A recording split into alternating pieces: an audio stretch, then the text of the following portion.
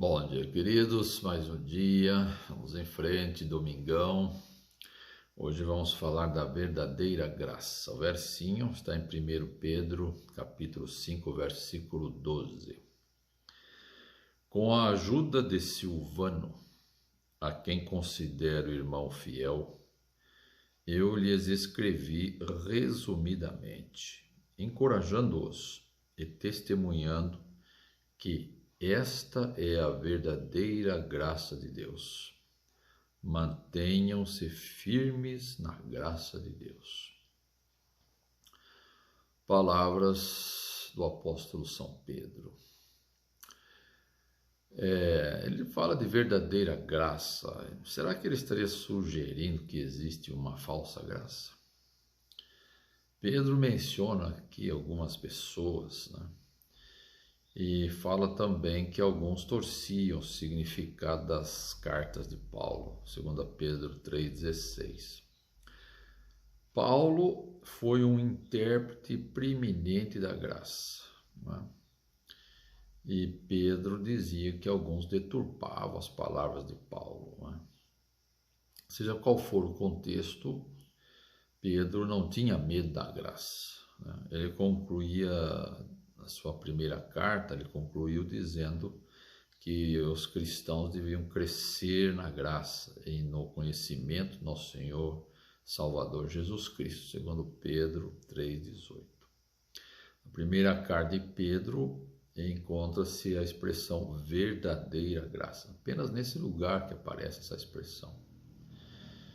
Pedro estava escrevendo para cristãos que haviam sofrido por causa da fé.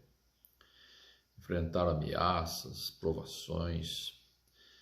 E aí ele diz assim: se você suporta o sofrimento por terem feito o bem, isso é louvável diante de Deus. 1 Pedro 2,20. Aí ele diz mais: todavia, mesmo que venha sofrer por praticar justiça, vocês serão felizes. 1 Pedro 3,14. Ele diz: amados, não se surpreendam com o fogo que surge entre vocês para os provar, mas alegrem-se à medida que participam do sofrimento de Cristo. Se sofrerem como cristãos, não se envergonhem. 1 Pedro 4, 12, 16. Então, queridos, o que vem a ser verdadeira graça, né? O pastor Dietrich Bonhoeffer, que pereceu nas mãos de Hitler, ele falou de forma enfática sobre essa questão. Ele dizia assim: a graça barata é a pregação do perdão sem o arrependimento, do batismo sem a disciplina da igreja, da comunhão sem a confissão, da remissão sem a confissão pessoal. A graça barata é a graça sem discipulado, a graça sem a cruz, a graça sem Jesus Cristo vivo e personificado. O que, afinal, não é graça? Vamos cuidar, né? Muitas pessoas estão crendo numa falsa graça.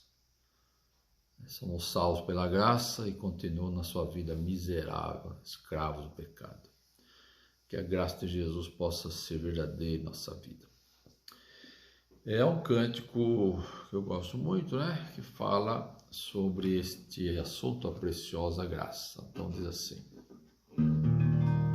preciosa graça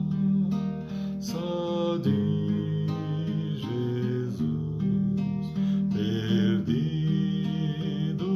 me encontrou, estando cego me fez ver, da morte me livrou. A graça libertou-me assim, e meu temor levou.